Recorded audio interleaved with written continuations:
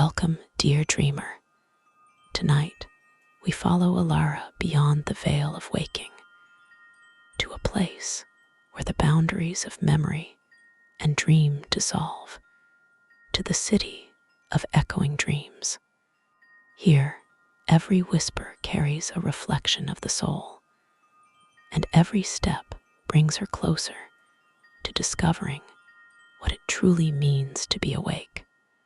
So find your calm, breathe in the quiet, and let the story carry you where light meets shadow and dream becomes remembrance. If you enjoy journeys through wonder and imagination, don't forget to like, comment, and subscribe to The Candle by the Sea, where every night reveals another hidden world. Elara and the City of Echoing Dreams. Part 1. The Gates of Reverie. The night after the tides had stilled, Elara drifted between dreams. The ocean that had once sung to her in voices of memory was now quiet, save for the faint hum of starlight threading through the waves. Her lantern, resting by her side, pulsed with a soft, rhythmic glow, as though it too were breathing in sleep. But something stirred beyond the calm. A shimmer like light caught in glass rippled through the horizon, bending the sea and sky into a single sheet of luminous haze. Elara opened her eyes within the dream and realized she was no longer lying on sand. Beneath her palms stretched a smooth, mirror-like surface, reflecting constellations she didn't recognize. The air trembled. A voice, clear and layered like a chorus of distant selves, spoke her name. Elara. She rose slowly, her lantern lifting with her, and the voice echoed again, softer this time, but closer. Follow the light that remembers you. Before her, the mirrored expanse split open into a long pathway of floating glass tiles. Each step shimmered with faint images, dreams she'd once had and forgotten. Faces, laughter, fragments of stars. The pathway led toward a city suspended in the clouds. Towers bending like ribbons of moonlight, bridges of woven mist, and domes that shimmered as if alive. Between them, faint silhouettes moved, dreamers or their echoes. She could not tell. Elara felt the gentle weight of purpose return to her chest. This was no ordinary dream. This was a calling. As she walked, her lantern began to change.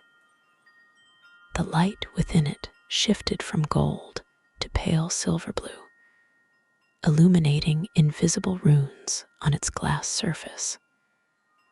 They glowed for a moment, forming a pattern like an eye or a gateway before fading. When Elara looked again, she found herself standing before immense doors, carved from the same translucent material as the path beneath her feet. The gates shimmered with overlapping reflections, thousands of versions of herself in different dreams. Some smiled, some wept, some looked directly back at her, knowing. The gates of reverie, whispered a voice beside her. Elara turned. A figure stood there tall, cloaked in veils of silver thread that seemed woven from fog itself. Their face was hidden, but the light of her lantern reflected in their eyes, a deep, mirrored glow. "Who are you?"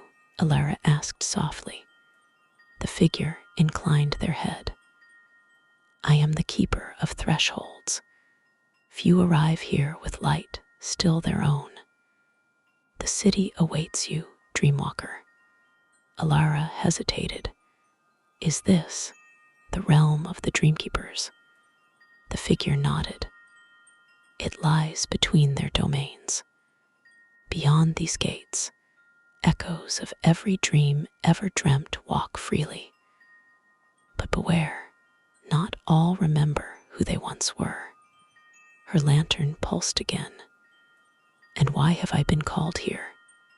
The keeper's eyes brightened. Because something within the city remembers you. Before Elara could ask more, the great doors began to open, revealing a swirl of colors, drifting motes of dream light and shadows dancing like memory fragments caught in wind.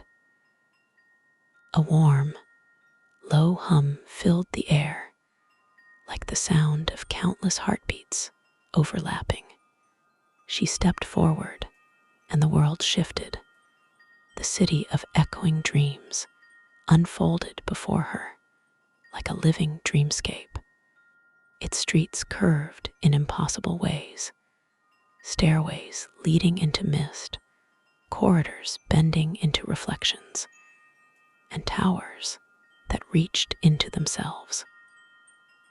Above, floating lanterns drifted in rhythmic spirals, as if guided by unseen tides. Dreamers wandered the streets, some half-formed, transparent, murmuring fragments of forgotten songs. Others glowed with inner light, walking as though half aware of her presence. Their eyes carried the weight of countless unspoken stories. Elara felt both awe and unease. The air shimmered with energy, charged like the moment before waking. She wandered deeper, following the faint pull of her lantern. Its light responded to something, a resonance, perhaps, echoing faintly through the city's heart. A sound drifted from a nearby plaza, the toll of a bell, slow and deep. When she reached it, she found a vast fountain shaped like an open eye. From its center rose a column of mist, swirling with dreams, fleeting visions that rose, shimmered, and vanished. An old woman sat beside the fountain, her hair white as cloud light, her eyes closed. Yet she spoke before Elara could greet her. You've crossed from memory to dream. Few can walk both. Her voice was soft, but it carried far. Do you know which one you belong to? Elara hesitated. I'm not sure anymore. The woman smiled faintly. Then you are close to the truth. Her lantern flickered. The woman's gaze fell on it, and for a heartbeat, the dream around them wavered. Ah, you carry the lantern of the forgotten realms. I should have known. Elara knelt beside her. You know this lantern. Once, the woman murmured, it belonged to a dreamkeeper who sought to weave light into memory. But dreams change those who hold them. Be careful in this city. The echoes can wear your face.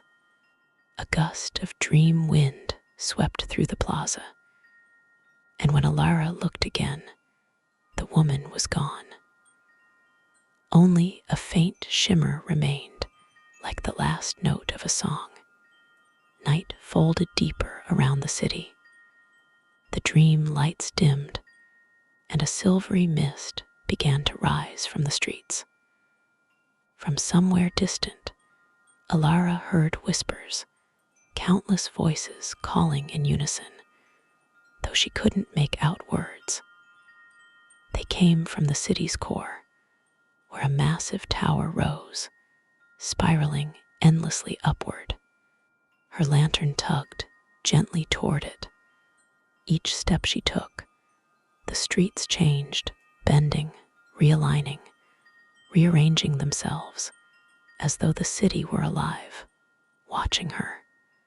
Reflections followed her in the mirrored windows. Some mimicked her movements, others didn't. By the time she reached the tower's base, the air was thick with echoes. She could hear herself, her own voice, whispering fragments of things she'd once said or dreamed. And then she saw it, carved into the tower's entrance, the same sigil that glowed on her lantern. A sudden pulse of light surged from within it, resonating with her lantern's glow.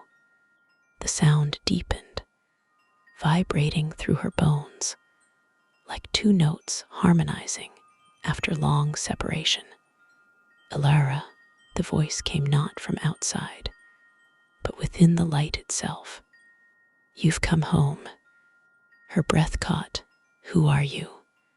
But there was no answer, only the echo of her question, rippling outward through the tower's walls. The lantern's glow expanded, spilling waves of silver light. It bathed the tower entrance, and for a moment, Elara saw figures, countless dreamers, drifting through corridors of light, searching for something unseen. Then the world tilted. The tower opened, revealing a spiraling stair that descended into shifting light and shadow. Elara tightened her grip on the lantern. Whatever lay within that tower, it was calling her by name. She took a breath, whispered a silent promise to remember herself, and stepped inside. The gates sealed behind her. Part 2. The Hall of Forgotten Faces. The stairway twisted downward in an endless spiral, suspended in light and mist. Each step Elara took shimmered briefly before dissolving into dust behind her, as if the dream was rewriting itself with her every move. The lantern's glow pulsed steadily in her hand, its silver light cutting through the fog. Shadows flitted along the walls, faint outlines of people she almost recognized. Some seemed to whisper her name as she passed, though when she turned, the space was empty. The air grew cooler. A hum began, low, distant, like a heartbeat beneath the world. Elara descended further, and the walls around her shifted from glass to carved stone. Symbols emerged, the same flowing runes that once adorned the lantern in the realm of the tides.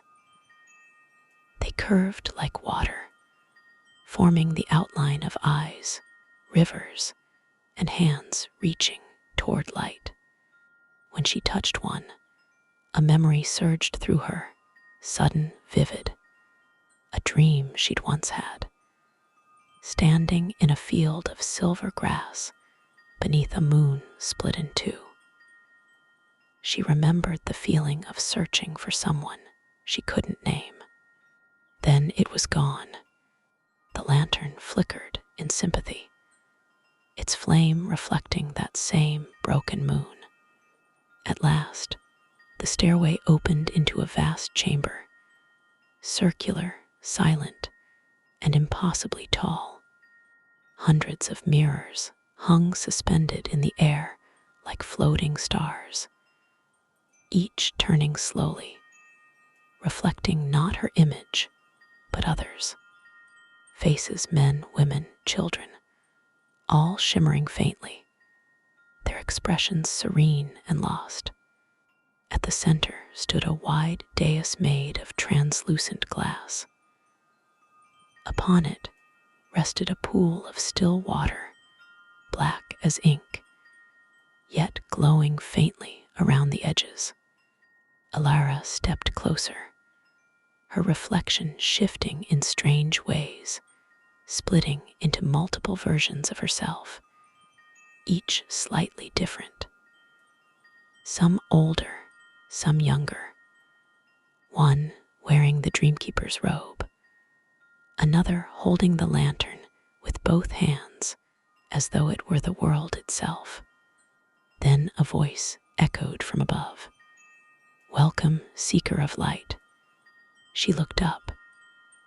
A figure stepped forward from one of the mirrors, emerging as though from a veil of liquid glass.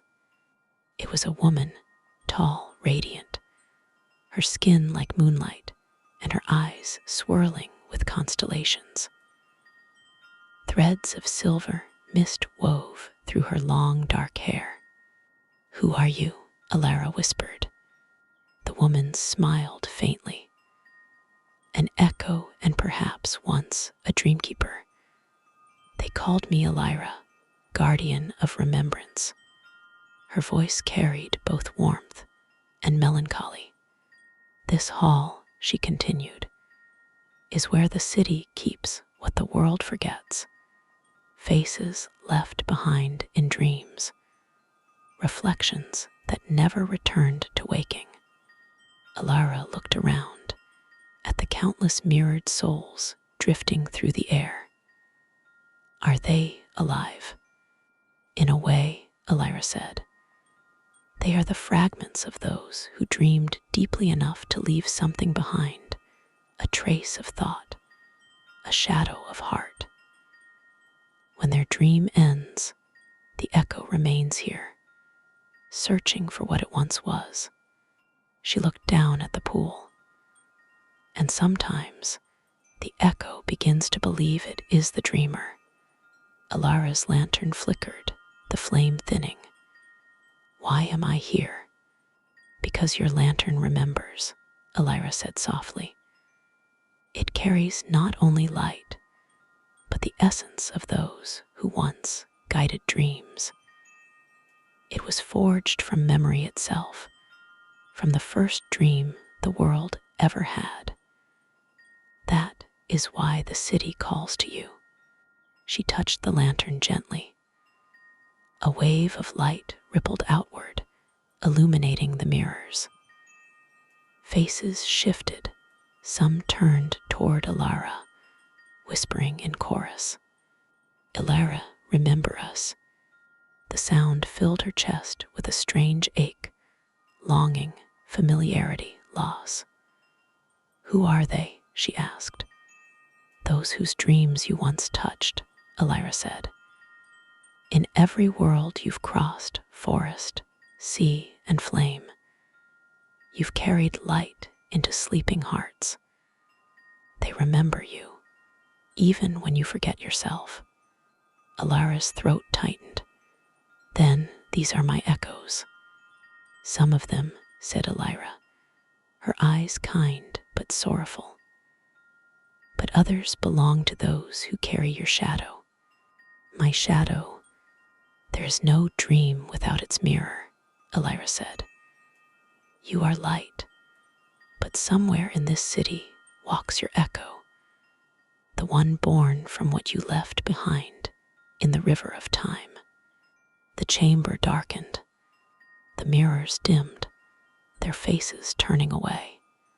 A deep vibration rolled through the tower, as though something vast had awakened. Elara looked toward the darkness with sudden alarm. "It stirs again, the voice of the forgotten." Elara stepped closer. "What is it?" "The sum of all echoes that refused to fade," Elara said. "They've gathered into something more, a being made of unremembered dreams. It hungers for identity." From the far side of the hall, a sound emerged, a chorus of whispers overlapping, rising, twisting into words. "Return what you took, light bearer." Elara raised her lantern, its glow trembling. A shape began to form within the mirrors, tall, shifting, faceless. It moved like liquid shadow, its body composed of hundreds of overlapping reflections. "Give us back our dreams," the voices cried in unison. Elara stood between it and Elara. "You cannot take from her what she did not steal." The figure shuddered. "All who dream lose something." She walks between worlds, gathering light from what fades. Elara took a step back. "I don't understand." "You will," Elara said firmly, "but not here." She turned toward the pool at the center of the dais. "This water is memory's mirror. Step through it, and it will lead you to the dreamwright, the one who shapes the city's echoes. He alone can tell you why your light awakens the forgotten."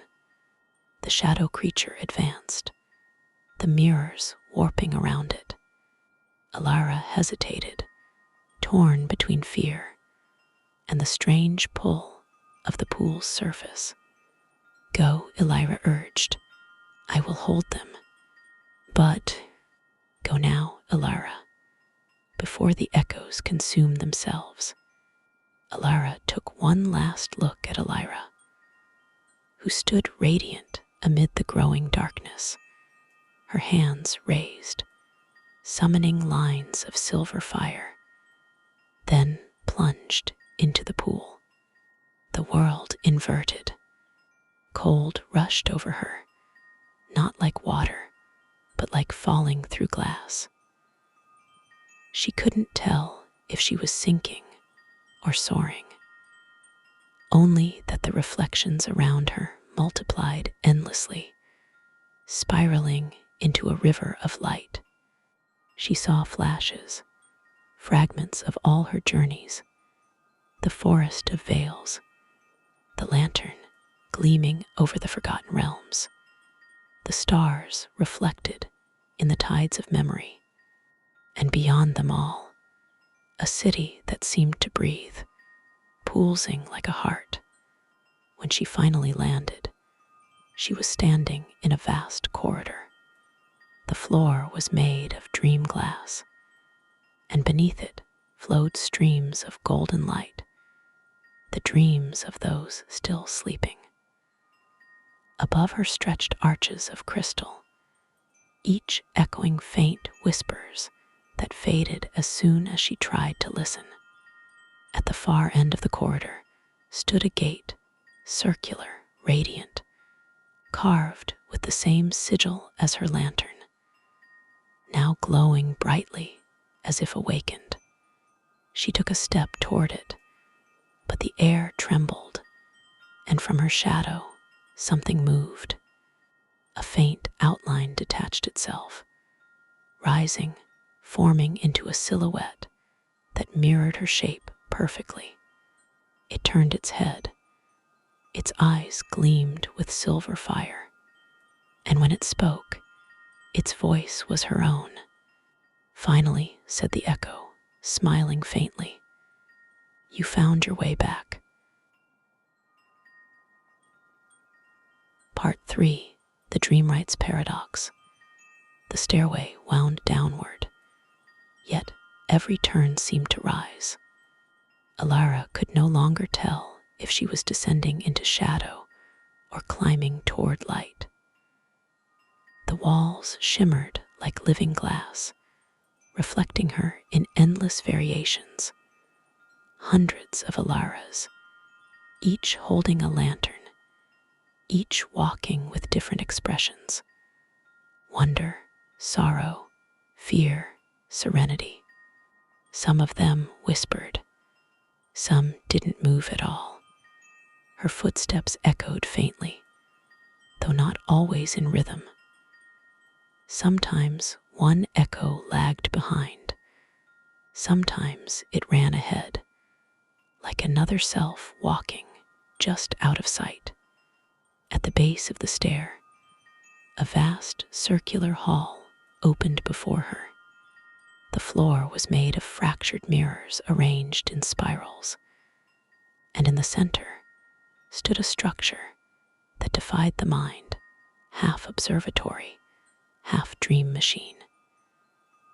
Gears of translucent light turned slowly in midair, pulsing with memories instead of metal. Ribbons of glowing script floated around them, rewriting themselves in silence.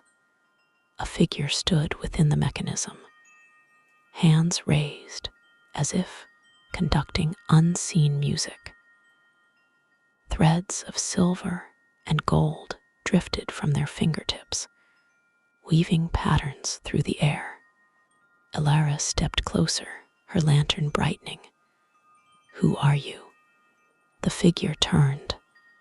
Their face was pale as moonstone, their eyes shimmering with galaxies that flickered and folded. "A question every dream must ask before it wakes," they said. "You may call me the Dreamwright." "The Dreamwright," Elara whispered. "You create dreams." The figure smiled, a tired, knowing smile. "Once. Now I merely rewrite them." They gestured to the spiraling mirrors beneath their feet. "This is the loom of reflections. Every dream the city births passes through it. Each time a dreamer forgets, we mend what's lost, though never quite the same." Elara gazed into the mirrors. They showed fragments: a child chasing stars along the shore, an old man tracing constellations into dust, a girl holding a lantern beneath stormlight. The images rippled, merging into one another. "Why am I here?" she asked. The Dreamwright's expression softened.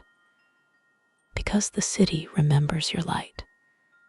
It has begun to waver between dream and remembrance. The lantern you carry once belonged to the first dreamkeeper. It can restore what has been fractured, or erase what must not be remembered." Her heart quickened. "Erase?" He nodded. "Dreams cannot exist without forgetting. To remember everything is to end the dreaming itself." Elara's hand trembled around the lantern's handle. "But the echoes, they speak, they feel. They're alive." "They are remnants," the Dreamwright said gently. "Beautiful, yes, but untethered. The city has grown crowded with what should have faded. It bends under the weight of its own memory." He stepped closer. His presence felt vast, like standing at the center of a storm that remembered every drop of rain. "Tell me, Elara of the Lantern," he said softly, "if you could dream forever, but never wake, would you call that life?" Elara hesitated. Her reflection stared back from the mirrored floor. Not one, but many, all waiting for her answer. "I would call it forgetting what life means," she whispered. The Dreamwright nodded, his expression unreadable. "Then, perhaps, you are the one the city has been waiting for." He extended a hand. A thread of light coiled from his palm and connected to the lantern, causing it to flare. Its glow deepened to sapphire, the runes shifting like living veins. "Inside this light," he said, "lies the paradox. Every dream is real until it remembers it is a dream. Every memory fades until someone chooses to hold it again." He circled the loom, adjusting fragments of glowing script. "But when someone carries both, when they walk as a dream and remember, the city begins to unravel. Unravel. He looked up at her. The echoes are growing restless. Some want to wake, some want to stay. Their desires pull the city apart. Soon, even the dreamkeepers will not contain it. Elara's pulse quickened. Then, what am I meant to do? You must choose, he said quietly. To restore the city's balance, you can either anchor the echoes, let them fade, as dreams should, or open the lantern fully, letting memory return to all. But if I open it, the city may vanish, he said, and with it, the line between dream and waking world. The chamber trembled. The mirrors beneath them rippled, and faint figures began to form inside the reflections. People she had met across her journeys, the star weaver, the river guardian, the keeper of the last flame. Their eyes glowed faintly, as though waiting for her decision. The dreamwright stepped back. It seems the echoes are already listening. The light in her lantern pulsed, once, twice, then began to swirl into a spiral of living silver. A sound filled the air, not music, but a memory of music, the heartbeat of countless dreamers intertwined. Elara's voice was soft but steady. Then I will not choose to destroy or forget. I will remember and dream. The dreamwright froze. For the first time, his calm faltered. You cannot. The paradox consumes those who. But before he could finish, the lantern flared, flooding the entire hall with radiant, dream-born light. The mirrors shattered outward, and every reflection of Elara stepped free, merging back into her like rivers returning to the sea. The dreamwright's voice echoed through the blinding brilliance. You have crossed into the unwritten realm. There is no path back. Then everything dissolved. Elara found herself suspended in pure luminescence. No floor, no sky, only the soft hum of creation itself. Her lantern floated beside her, its flame steady and alive. Within it, she glimpsed visions of countless dreams, their stories, their faces, their endings, all breathing as one. A whisper drifted through the light. The dream that remembers itself becomes a world. Elara reached out, and the light answered. Part 4, The Unwritten Realm. The light did not blind her. It welcomed her, as though she had stepped into the heartbeat of a sleeping world. Every breath shimmered like dew, suspended in sunlight. Every movement rippled through the air, sending rings of starlit mist across an infinite expanse. Elara floated in silence, weightless, her lantern drifting beside her like a companion soul. Inside it, the flame swayed gently, pulsing with threads of silver and gold, memories intertwining with dreams, the living language of all that once was imagined. Then she felt it, a rhythm faint at first, then steady, like the turning of an unseen tide. Below her, or perhaps within her, a vast landscape unfolded, not of earth or stone, but of thought and possibility. Shapes shifted in and out of form. A bridge made of laughter, a tower woven from forgotten lullabies, a river flowing upward into the sky. The unwritten realm, she whispered. This is where dreams are born. The lantern's light flickered, as if in agreement. Her feet touched the surface, though it felt more like standing upon a reflection. Beneath her shimmered visions of countless dreams that had yet to take shape. Some were bright and radiant, a girl dancing in moonlight, a boy building constellations out of tears, while others quivered like shadows, waiting to be remembered. A soft voice drifted through the glow. Dreamkeeper, Elara turned. A figure was forming out of starlit mist, fragile at first, then gradually solidifying into human shape.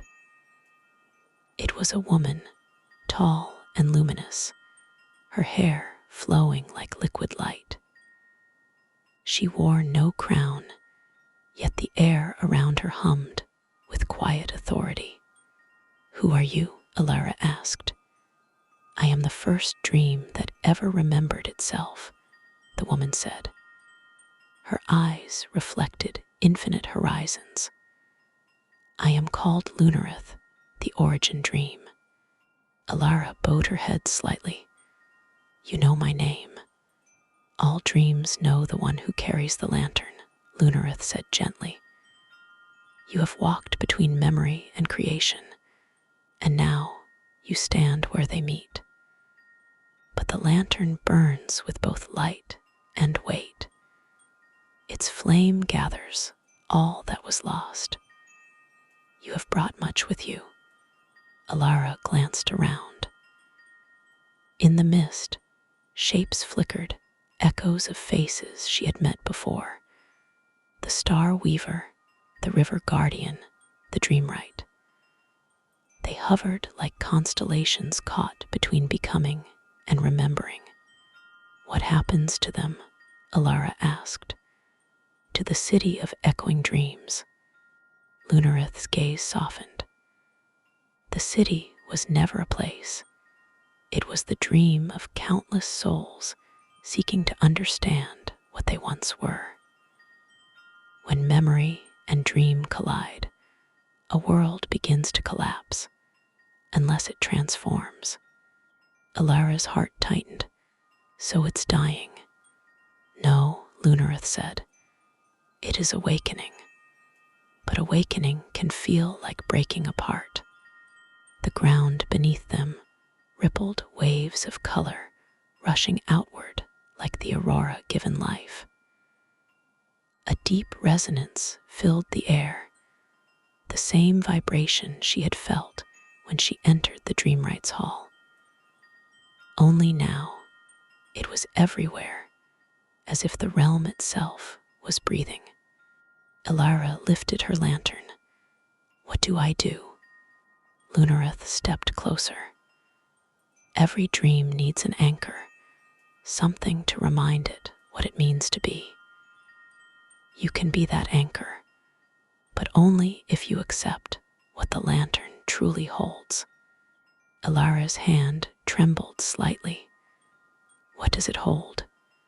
The woman smiled, and the stars in her eyes shimmered like tears. "It holds you, every version of you who ever dreamed, every Elara who walked a path of wonder, of light, of courage. You are both the dreamer and the dream." Elara's breath caught. "Then all of this, the chronicles, the stories, the places I've seen, each was born from the same flame," Lunareth said. "1,000 echoes of your own spirit, searching for meaning within the great dream of the world. You are not traveling through stories, Elara. You are the story remembering itself." For a moment, Elara could not speak. The realization felt vast, like the ocean discovering it was part of the sky. "But if that's true," she finally said, "what happens when I wake?" Lunareth looked beyond her, toward the shifting horizon. That depends on the choice you make. You may restore the lantern and let the dream continue, or open it fully and let all that was imagined flow into the waking world. The air pulsed with silent power. Visions appeared all around them. Cities built of starlight, forests where thoughts took root, oceans that sang lullabies to sleeping worlds. If I release it, Elara murmured, wouldn't that destroy the boundary between dream and reality? It would, Lunareth said softly. But creation itself began with such a boundary breaking.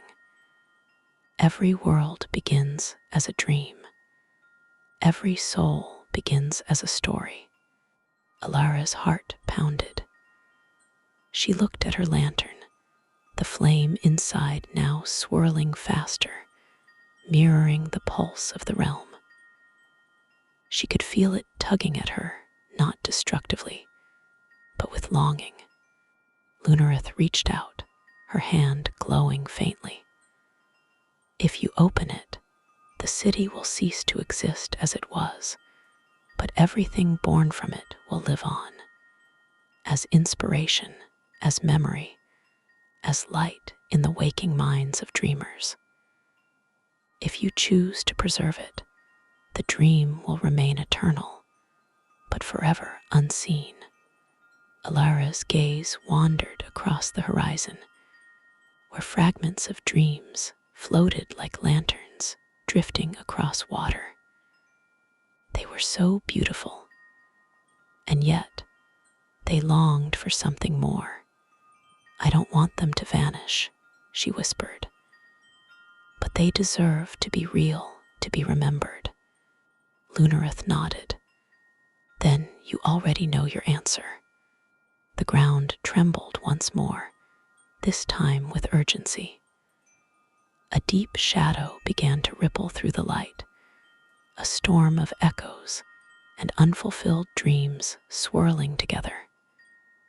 Faces emerged within it, pleading, searching. The city was breaking apart. Lunareth's voice grew distant. If you choose to release the lantern, you must let go of everything you once were. The Elara who dreamed must fade, so that what she created may live. Elara raised the lantern high. The storm's pull intensified, yet within the chaos, she saw beauty, the shimmer of stories yet to be told, the heartbeat of dreamers not yet born. Her eyes glistened. Then let it be so. She opened the lantern. A torrent of light surged outward, not blinding, but warm, infinite. It swept across the unwritten realm, touching every corner of creation. The echoes transformed into constellations, the fragments of dreams into seeds of worlds. Lunareth's form dissolved into the radiance. Remember, her voice whispered, the dream that awakens gives birth to wonder. Elara felt the light pass through her, not taking her away, but remaking her. She was both dreamer and dream, memory and creation, light and echo. And as the realm unfolded into brilliance, a final whisper drifted through the expanse. Every ending is a doorway, every dream a beginning. Then silence, only the gentle sound of waves somewhere far away. Part 5. The dream that awoke the world.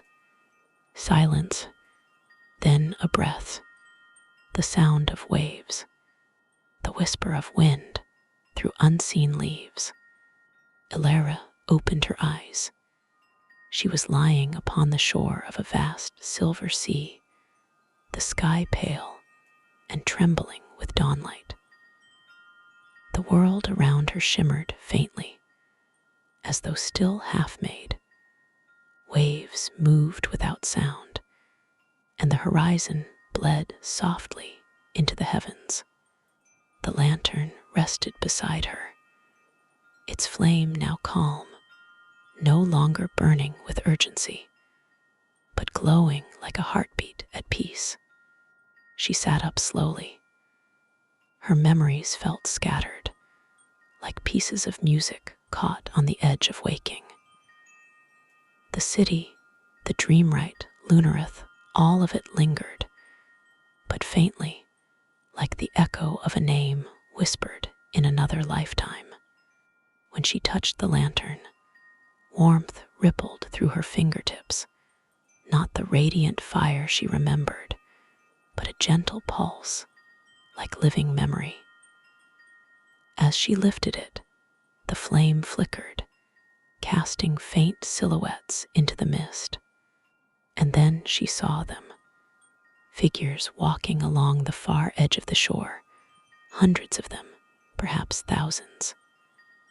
Some she recognized, the Star Weaver, her robes trailing threads of light, the river guardian, whose eyes glimmered like flowing glass, and countless others, dreamers, echoes, forgotten souls, all stepping from the horizon toward the dawn. But they were no longer shadows or reflections. They were real. The dream had crossed into the waking world. Elara's breath trembled. She stood, holding the lantern high. The figures smiled as they passed, some nodding gently as if in thanks, others simply gazing at the horizon with wonder. Each one carried something luminous within them, a small spark, like a fragment of the lantern's light, glowing in their chests. A soft voice drifted across the wind, familiar, serene. The dream that awakens becomes the dawn of all things. Elara turned. For a heartbeat, she thought she saw Lunareth standing upon the water's edge, radiant and calm, her outline fading into the growing light. But as Elara blinked, she was gone.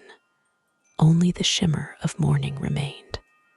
She gazed down at the lantern, whispering, "So this is what it means to awaken." Behind her, the sea began to glow, every ripple alive with color. Images bloomed within it, glimpses of countless worlds born from dreams. Forests where lanterns floated like stars, cities that sang, oceans of light, skies where stories became constellations. The city of echoing dreams had not vanished. It had become everything. Elara felt the weight of it, the magnitude, the beauty, the quiet sadness, and then she smiled, because she understood. Dreams were not meant to be caged within walls of glass or bound by memory. They were meant to echo, to find new hearts to be retold. She began walking along the shore, her reflection following in the mirrored sand. The world shifted gently with each step, now a forest of silver leaves, now a meadow filled with softly humming lights. It was neither dream nor reality, but both, a bridge between them. And then she saw a single figure ahead, a child, small, barefoot, holding a paper lantern that glowed faintly in her hands. She turned as Elara approached, her eyes wide with curiosity. "Are you lost?" the girl asked softly.